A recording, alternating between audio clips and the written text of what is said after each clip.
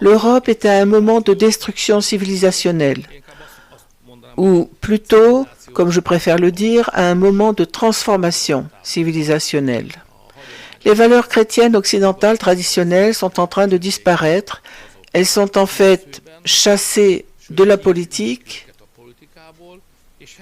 remplacées par une mentalité libérale, mondialiste, qui a entraîné avec elle la migration.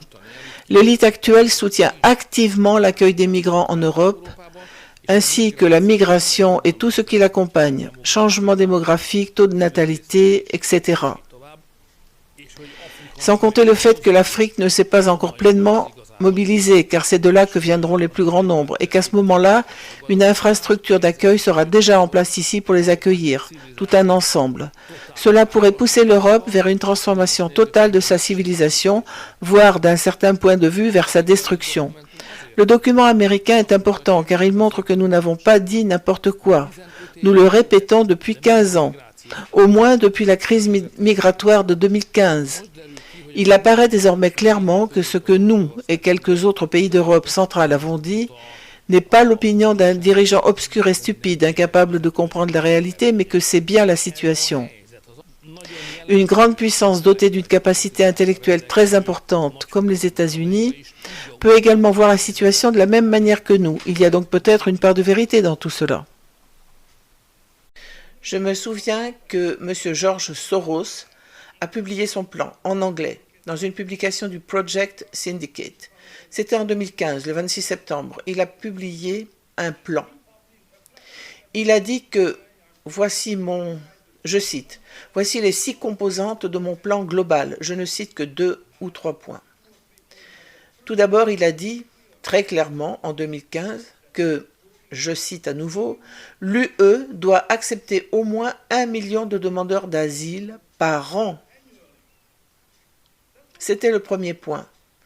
Deuxièmement, il a déclaré qu'un financement adéquat était crucial. Il a proposé d'émettre des euro-obligations à long terme pour financer la crise migratoire et la prise en charge sociale des migrants à leur arrivée dans l'Union européenne.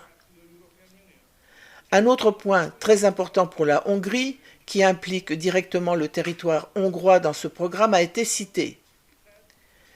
Des voies sûres doivent être mises en place pour les demandeurs d'asile, en commençant par les faire passer de la Grèce et de l'Italie vers leur pays de destination. Cela signifie qu'il faut les amener en Grèce, en Hongrie et les aider à se rendre en Autriche. N'oubliez donc pas que ce dont nous parlons n'est pas une histoire accidentelle, ni la somme de 10 années d'histoire accidentelle. Il s'agit d'un plan qui se poursuit. Il a été écrit, il a été publié, il est connu. Nous nous battons donc contre une bande organisée appelée l'Empire de George Soros. Des ONG qui soutiennent tous ceux qui transgressent notre système juridique et notre réglementation et qui financent des activités illégales contre notre nation.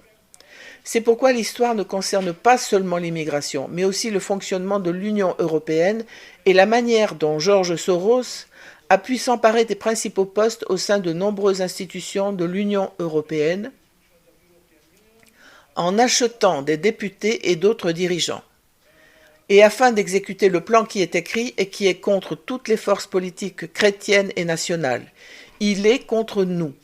Il s'agit de changer l'Europe et d'éliminer et d'écarter des organes de décision européens tous les dirigeants politiques et électeurs chrétiens, conservateurs et nationaux. Voilà donc le motif de l'immigration. Ce n'est pas uniquement la question de l'immigration. Désolé pour.